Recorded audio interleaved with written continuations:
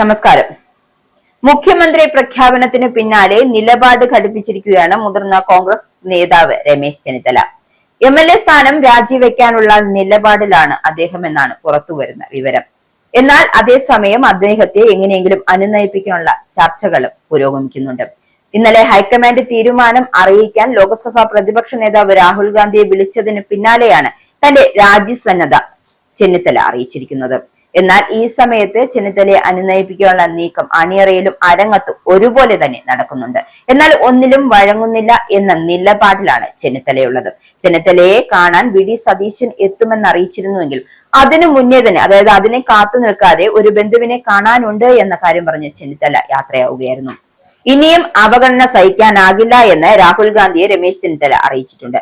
രാജിക്കത്ത് തയ്യാറാക്കാൻ രമേശ് ചെന്നിത്തല ഓഫീസിന് നിർദ്ദേശം നൽകിയെന്നും ഗുരുവായൂരിൽ നിന്നും എത്തിയതിനു ശേഷമായിരുന്നു രാജിക്കത്ത് കൈമാറാൻ തീരുമാനിച്ചിരിക്കുന്നത്. എന്തായാലും ഇതിനിടയിൽ നേതാക്കളുമായി വീണ്ടും കൂടിക്കാഴ്ച നടത്തി. തന്നെ പിന്തുണയ്ക്കുന്ന നേതാക്കളെ രമേശ് ചെന്നിത്തല തലസ്ഥാനത്തേക്ക് വിളിപ്പിച്ചിട്ടുണ്ട്.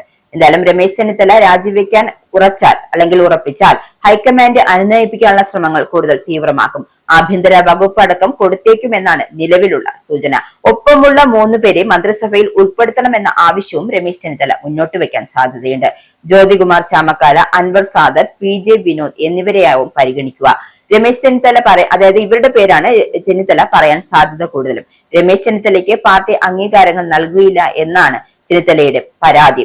എന്തായാലും VD സതീശനെ മുഖ്യമന്ത്രിയായി പ്രഖ്യാപിച്ചതോടെ കടുത്ത അതൃപ്തിയിലായിരുന്നു രമേശ് ചെന്നിത്തല. സതീശനാണ് മുഖ്യമന്ത്രി എന്ന് രാഹുൽ ഗാന്ധി അറിയിച്ചതിന് പിന്നാലെയാണ് യോഗത്തിൽ പങ്കെടുക്കാതെ പ്രതിഷേധം ആദ്യമായി രേഖപ്പെടുത്തിയത്. കോൺഗ്രസ് MLA-മാരുടെ നിയമസഭാ കക്ഷി യോഗത്തിൽ പങ്കെടുക്കാതെയായിരുന്നു പ്രതിഷേധം ആദ്യം രേഖപ്പെടുത്തിയത്.